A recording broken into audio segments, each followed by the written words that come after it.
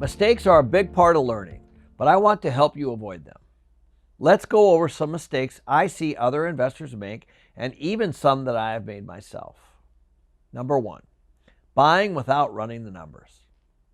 Cash flow is key. The rental income absolutely must be greater than the expenses going out.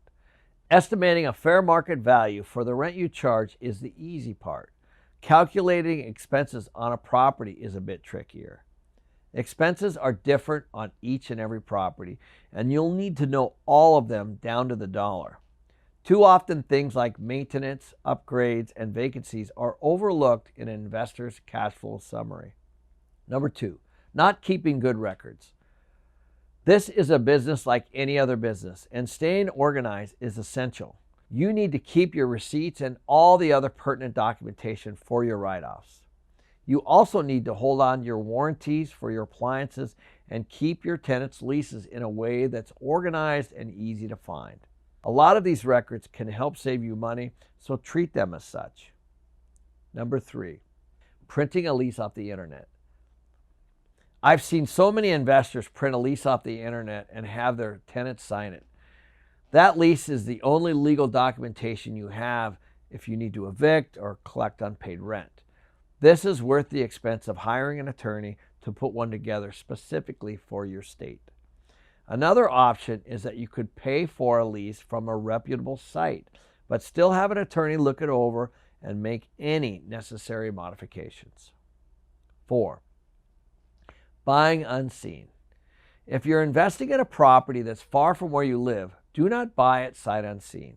This doesn't mean you have to see it before putting in an offer, but after an offer is accepted, you typically have a number of days before you back out. In that time, go see the deal yourself. A lot of things look good on paper that don't necessarily look good in person. You also need to get a feel for the exact area that you are investing in. Maybe there is a lot of vagrancy in the neighborhood, for example, or maybe there's a factory nearby that's polluting the area. Unless you go and look at your property in person, you just won't know. Number 5, getting an adjustable rate mortgage. My girlfriend told me the bank she just worked at used to tell all the people that their adjustable rate mortgages caps out at 9%, which she later learned wasn't even true.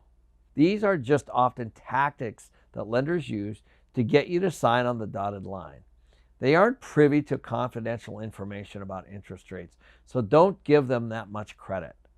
I don't like large variable costs when I'm investing for cash flow. This includes mortgages, so I typically get a fixed rate loan. You may start at a higher rate, but you'll have the peace of mind that it isn't going to change, and you'll always know what your mortgage payment is. They don't look off the market. The best deals typically are the off-market deals. People always wonder why certain people don't list their deal publicly.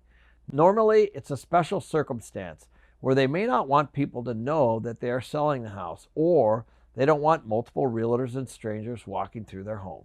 There are a few ways to find an off-market deal. You can find one through networking, posting on Facebook groups, or even doing direct mail asking people if they are interested in selling.